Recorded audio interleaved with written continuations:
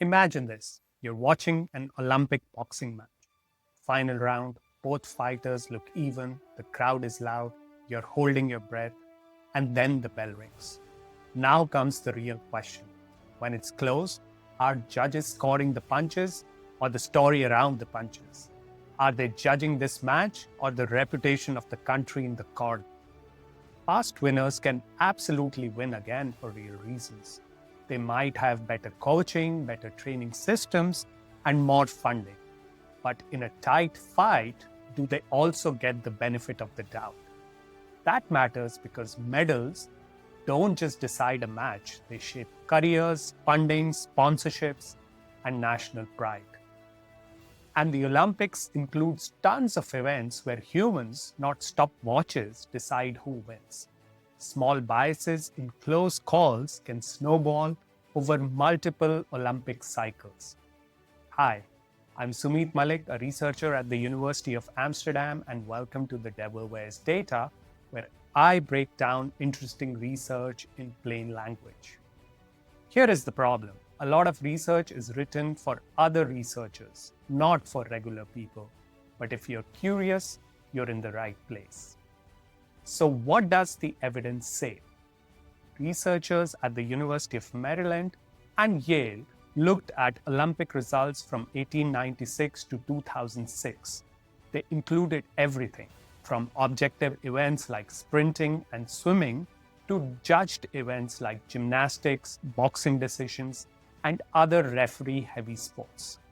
They asked a simple question: how strongly does past Olympic success predict future Olympic success?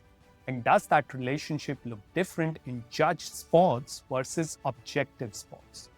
First result they found was past success predicts future success in every sport. That's not shocking.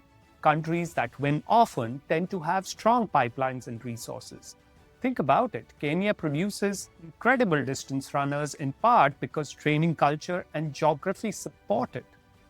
Switzerland has natural advantages for skiing, and some countries invest heavily in particular sports like Cuba in boxing and Japan in baseball. Success can build real skill over time. But here is the surprising part.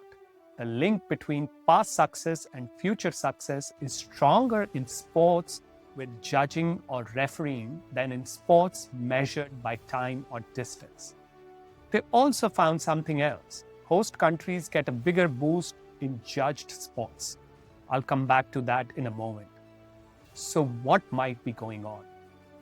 The researchers argue that when quality is hard to measure, judges and officials lean on shortcuts, not because they are cartoon villains twirling mustaches, but because close calls are genuinely difficult. In judged sports, quality isn't one thing. It's timing, style, aggression, control, technique, often all at once. And when decisions are tight, evaluators may look for cues that seem connected to quality. One big cue is reputation.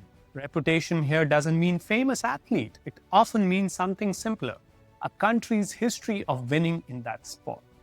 If a country has been dominant for decades, that reputation can quietly act like a tiebreaker. There's also a psychological angle. Judges know their decisions will be scrutinized. If you're unsure, picking the expected winner can feel safer. It's easier to defend, looks less controversial, even if that's not conscious, can still shape outcomes. That helps explain some of the host country bump too.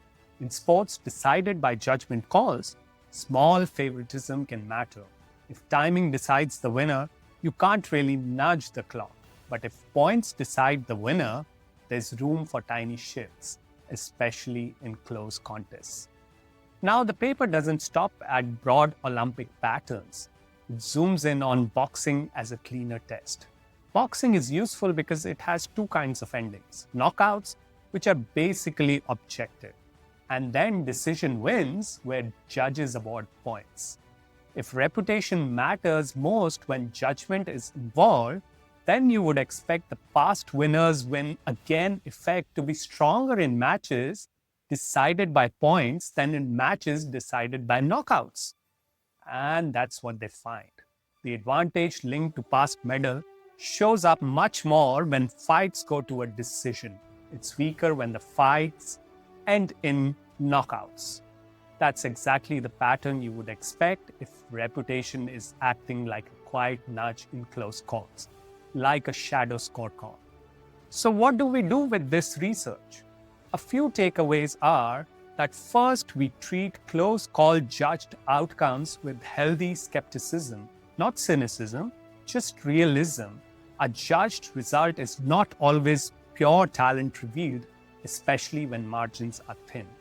Second, we push for systems that reduce reliance on reputation. That means clearer scoring rules, more transparency, better review tools, and judging systems that focus on what happened in the match, not who the athlete is or which country they represent. The more you can anchor decisions in observable evidence, the less room there is for soft bias. And third, and this is probably the most important, don't overread the study.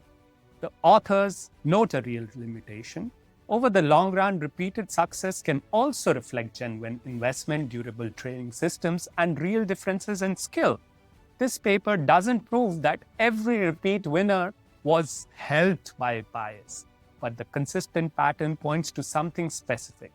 Subjectivity is the multiplier, but evaluation is fuzzy and the stakes are high. Reputation has more room to creep in. If you want another example of how rules and scoring shape outcomes, like how country music changed after scoring reforms, click the linked video below. That's all for today.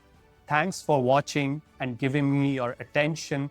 I'll see you next time in another episode of The Devil Wears Data.